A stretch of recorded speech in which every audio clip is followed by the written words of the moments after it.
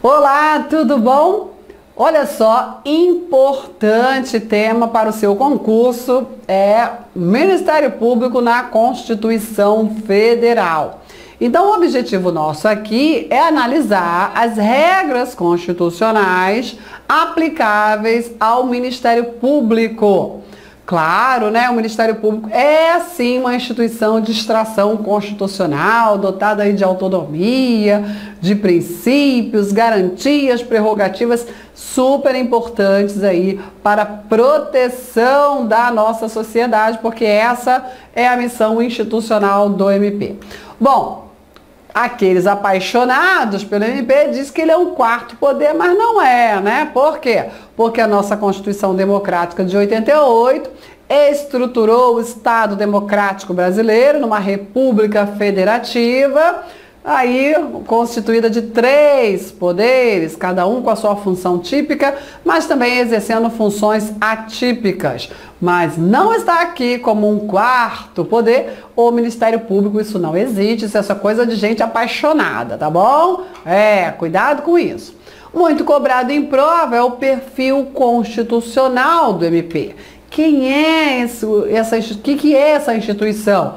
Olha, o Ministério Público é uma das funções essenciais à justiça, uma delas, ok? Existem outras, cada um com a sua missão, ok? A advocacia e defensoria pública tem a missão de defender o cidadão, zelar pelos seus direitos, interesses, garantias.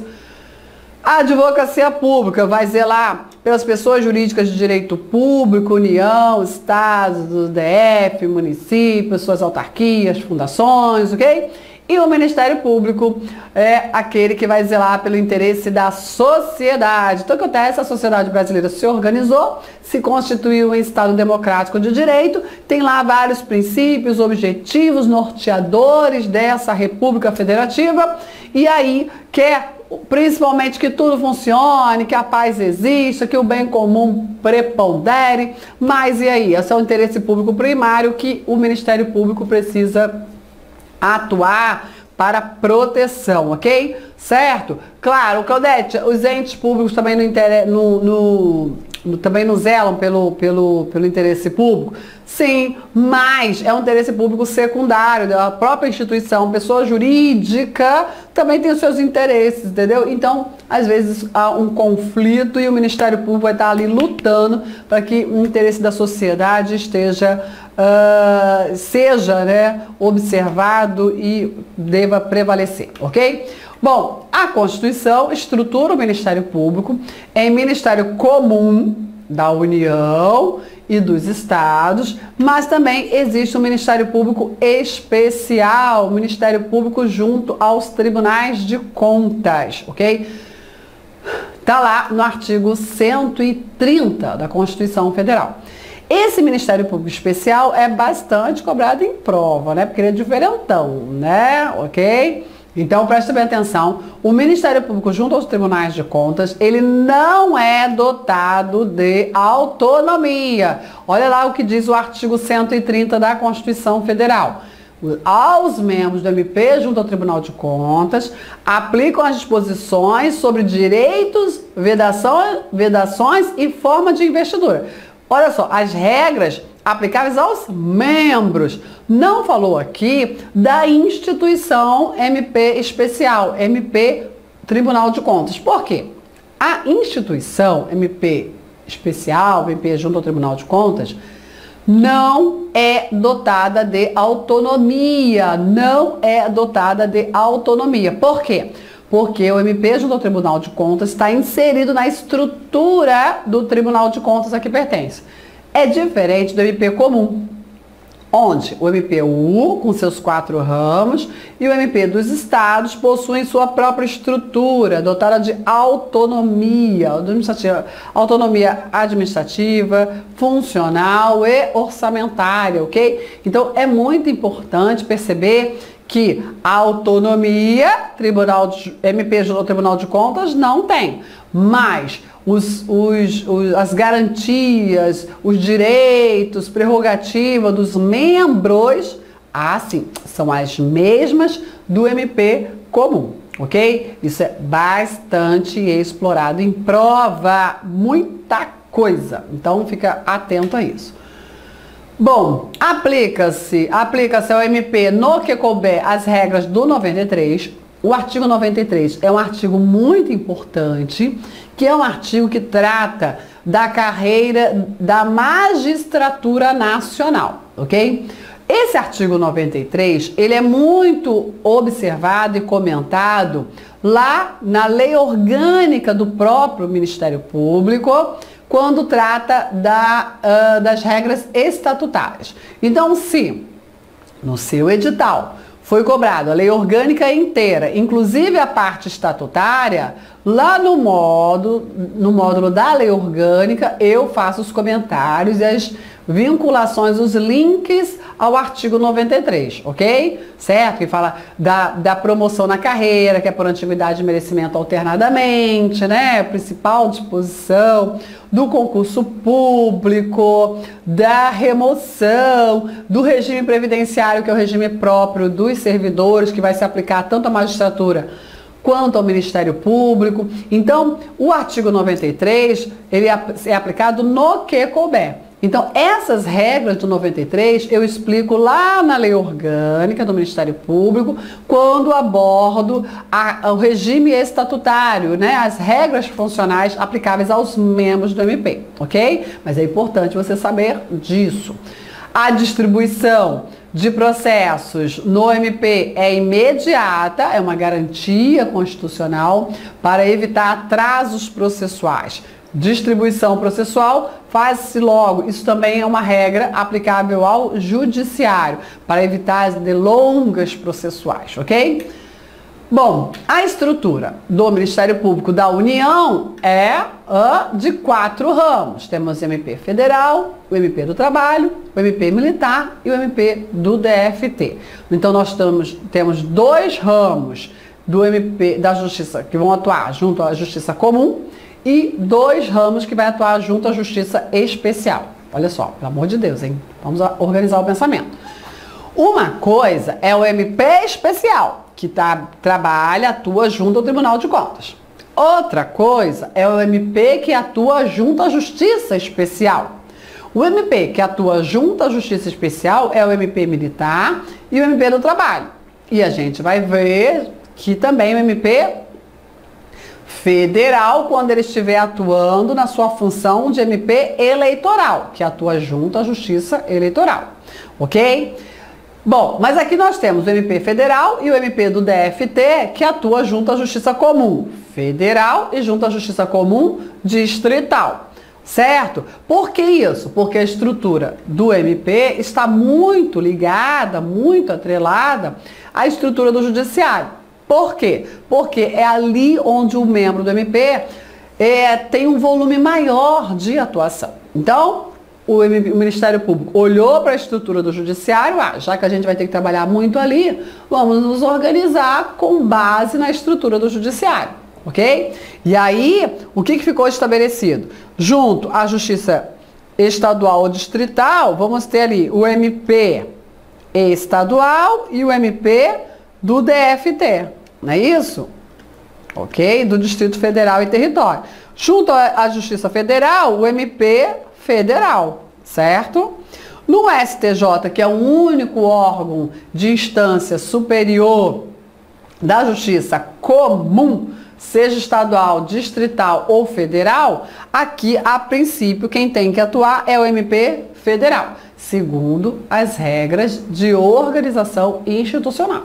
A jurisprudência vem admitindo a atuação também do MP local, distrital ou estadual no STJ, ok? Mas a regra de organização institucional determina que quem atua no MP junto ao STJ é o MP Federal. E pelo princípio da unidade e da indivisibilidade, isso é tranquilo, totalmente possível, porque um membro pode ser substituído por outro sem prejuízo processual, ok? Já na Justiça Especializada ficou fácil, né? MP do Trabalho, MP Militar. Junto à Justiça Eleitoral, funciona o MP Eleitoral. Opa, existe MP Eleitoral? Existe. enquanto função. Não pode dizer que é um ramo, não pode dizer que é uma estrutura, que tem autonomia, nada disso. MP eleitoral é uma função estruturada de incumbência do MP federal, ok? Entretanto, aqui, ó, junto da primeira instância da Justiça Eleitoral, ok? A lei orgânica do MPU determina que quem vai trabalhar de verdade aqui é o promotor eleitoral, que é um membro do MP local. Membro do MP local. Como assim, MP local? Estadual ou distrital, ok? Então, o promotor eleitoral, ele é um membro do Ministério Público estadual ou distrital que recebe por delegação de lei uma função do MP federal. Entendeu? É isso. Fica com essa informação na cabeça. Joinha? Então, MP eleitoral é uma função, ok? Do MP federal, que na primeira instância vai ser delegada ao MP local. Pronto, ok? Se você vai fazer concurso para o MPU, na lei orgânica, isso é melhor detalhado. Se você vai fazer concurso para o MP estadual, basta saber isso, basta saber ter essa informação. Na lei orgânica do MP estadual, costuma ter um pontinho ali sobre esse exercício eleitoral do promotor eleitoral, ok? Certo? Então, na lei orgânica, isso é melhor detalhado. Conceito. Eita, que esse conceito aparece muito na prova, muito. O Ministério Público é uma instituição permanente. Quando o Constituinte determina que é uma instituição permanente, dá à instituição do MP a condição de cláusula pétrea implícita. Quis dizer o Constituinte, olha, não pode o MP ser extinto do cenário brasileiro enquanto uma instituição, né, uma república federativa democrática. Não pode. Certo? E qual é a sua missão? Qual é a sua natureza jurídica? Ele é essencial à função jurisdicional do Estado. É uma das funções essenciais à função jurisdicional do Estado. Não é quarto poder, mas também não é a única essencial, ok? E o que ele vai fazer? Ele vai atuar para a defesa da ordem jurídica, do ordenamento jurídico, defesa do regime democrático, dos interesses sociais e individuais indisponíveis. Então, olha só, vai atuar o MP em defesa, não da lei, mas do ordenamento jurídico, porque se uma lei foi editada em conflito com a Constituição que é a lei maior, que tem que prevalecer, vai ingressar com ação de constitucionalidade pertinente, né?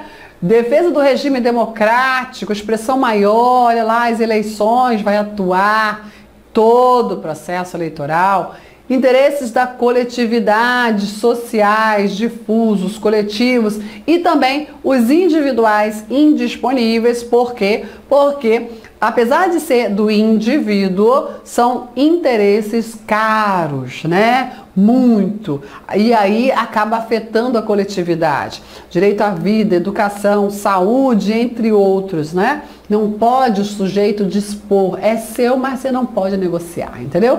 Por quê? Porque uma pessoa, quando é atingida no seu direito essencial, na sua garantia fundamental, toda a sociedade se abala e aí a paz social vai para o ralo. Em prol dessa paz social, em prol do bem comum, os direitos individuais indisponíveis, a vida, né, também são tutelados pelo Ministério Público. Esse conceito é muito, muito, muito cobrado em prova, tem que saber. É uma instituição regida por princípios expressos, ok? Princípio da unidade, da indivisibilidade e da independência funcional.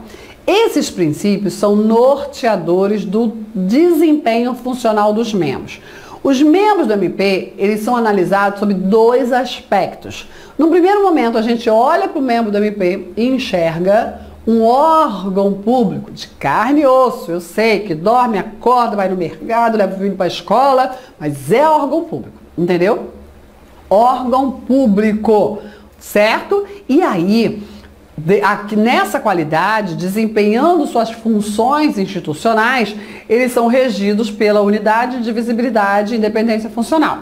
Ou seja, se eles são órgãos públicos, a atuação é institucional, não é pessoal. São órgãos de execução, são órgãos de atuação. E aí, cada lei orgânica classifica ali, né, os membros do Ministério Público.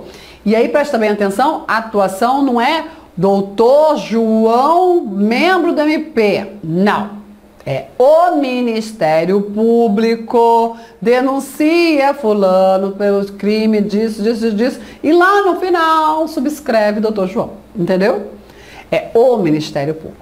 Em decorrência da unidade, temos a aplicabilidade do princípio da indivisibilidade. Já que todos os membros, né, atuam em nome institucional e não em nome próprio, um membro pode substituir o outro sem prejuízo, sempre observada a atribuição legal. Quando se fala observada a atribuição legal, nós temos aqui um princípio implícito, que é o princípio do promotor natural.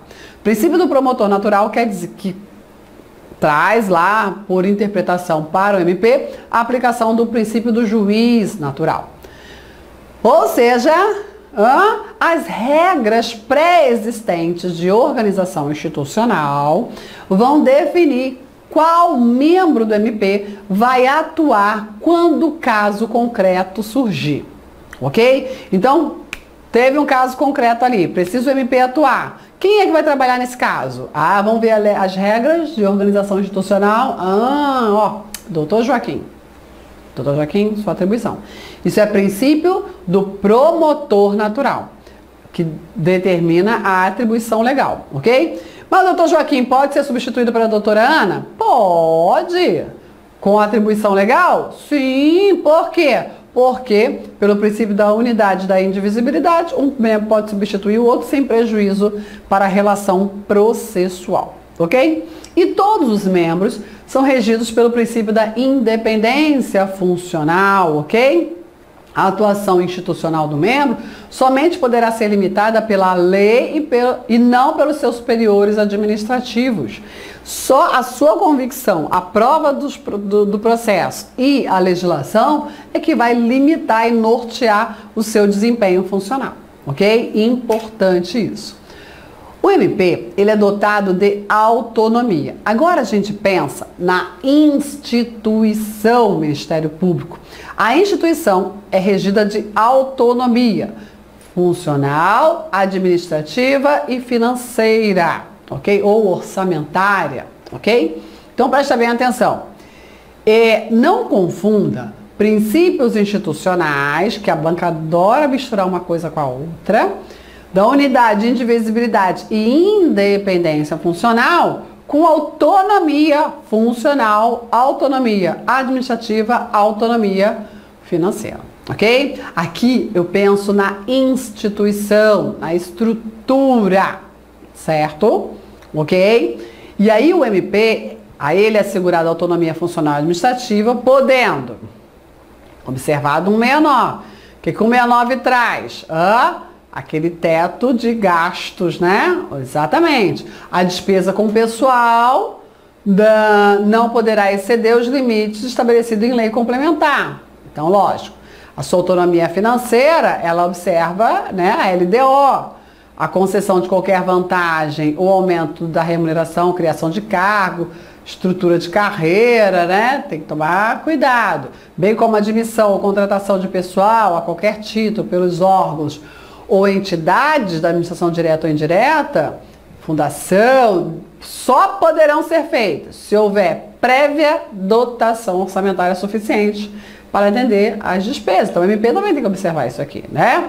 Se houver autorização específica na lei de diretrizes orçamentárias, ressalvadas as empresas por sociedade de economia mista. Então o MP tem que observar, é dotado de autonomia, mas não é absoluto, né? Não faz o que quer, não é isso. Tem que observar as regras de orçamento, certo?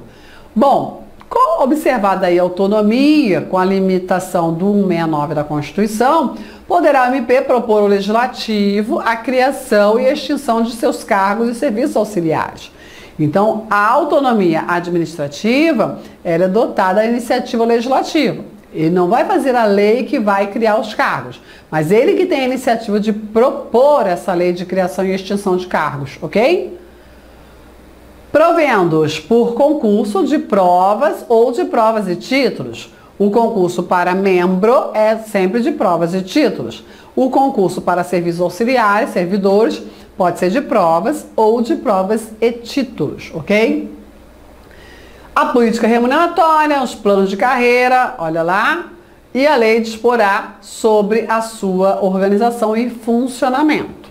Joinha? Cada um tem a sua lei orgânica, né? Lei orgânica do MPU e cada MP de cada estado tem lá a sua lei orgânica também, que tem ali uma base nacional, que é a lei 8625, ok?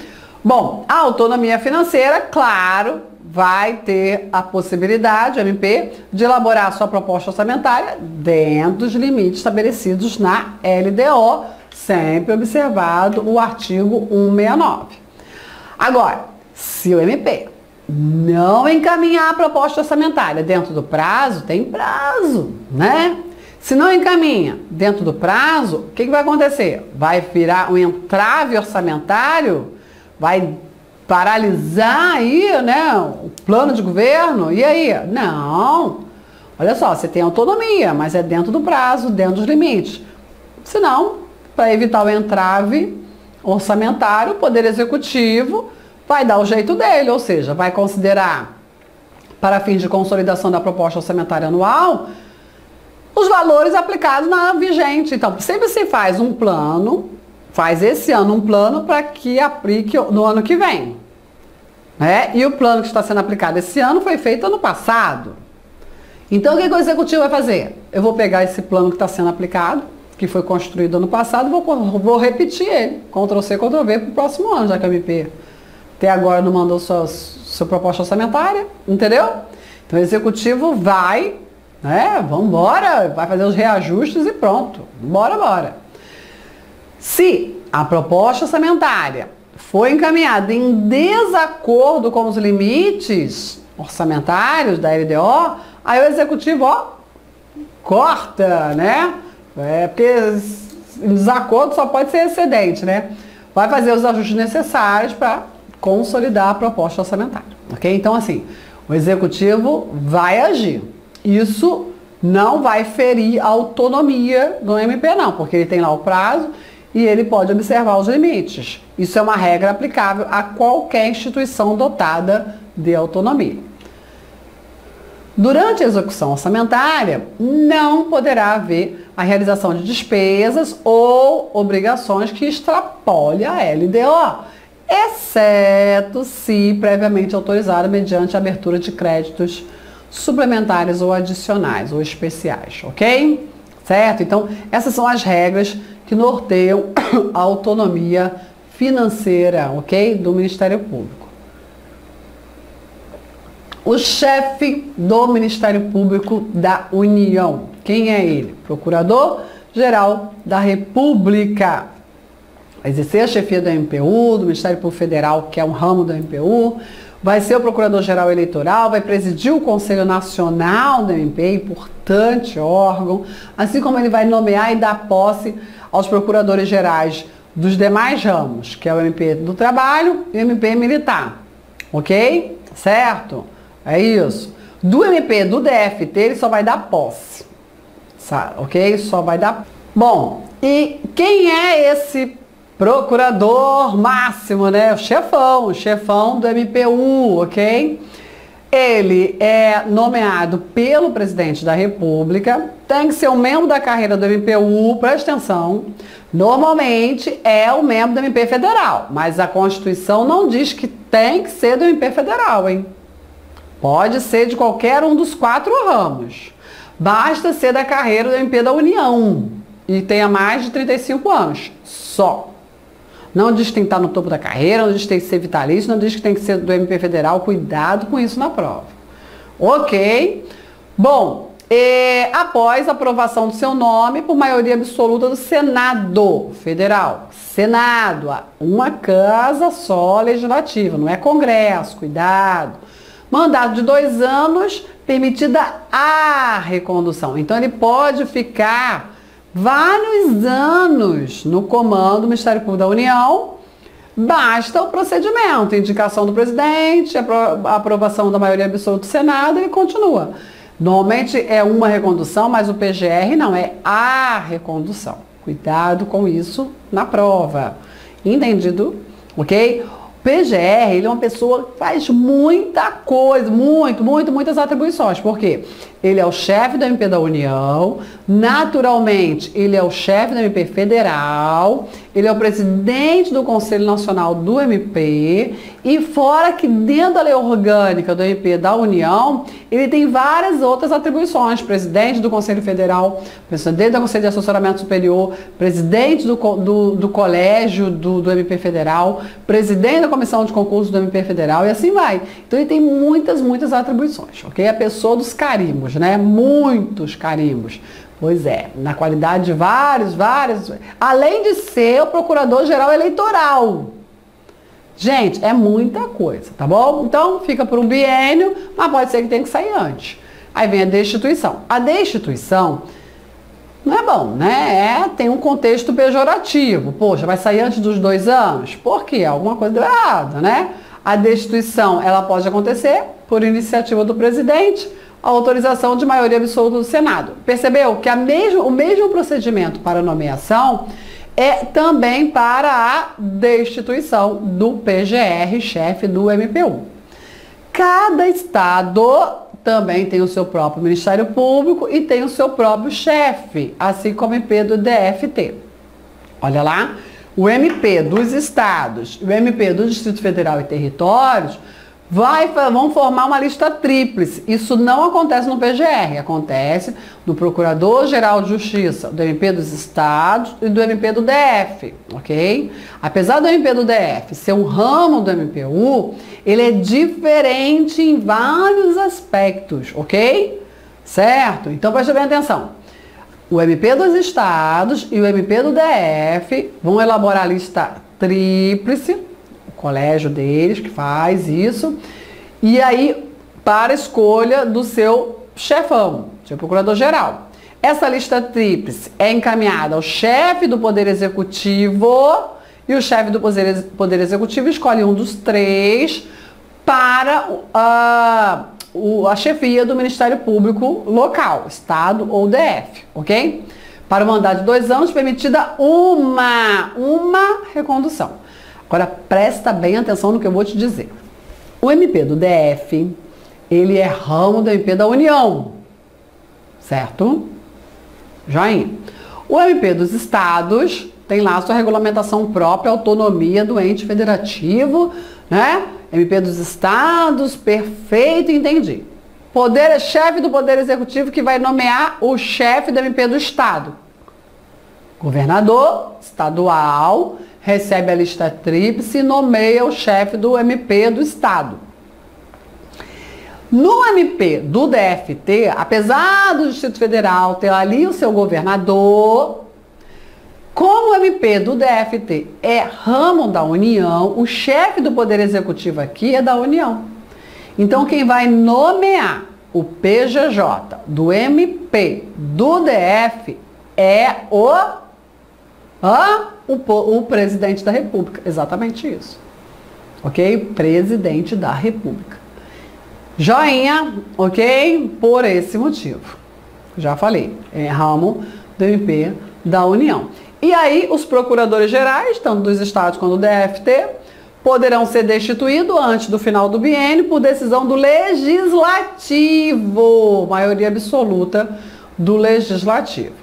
E as leis complementares respectivas da União e dos estados, né, de iniciativa dos seus respectivos procuradores gerais, irão aí estabelecer a organização, atribuições e estatuto funcional de cada MP. Então, cada MP tem lá a sua lei orgânica com a estrutura, organização, atribuições e também o regime estatutário aplicável aos membros, ok? Entendido? Os servidores de cada MP têm também o seu regime estatutário, mas com uma lei, um estatuto próprio, federal, Lei 8.112, e cada estado tem o seu estatuto próprio de servidor, que não se confunde com o estatuto do membro do Ministério Público. Perfeito isso? Entendido? Muito show, muito importante esse entendimento dessa base constitucional do Ministério Público, ok? Para a sua prova, muito explorado em prova, muito mesmo. Vou parar por aqui. No próximo vídeo tem mais Ministério Público na Constituição Federal. Tchau, tchau!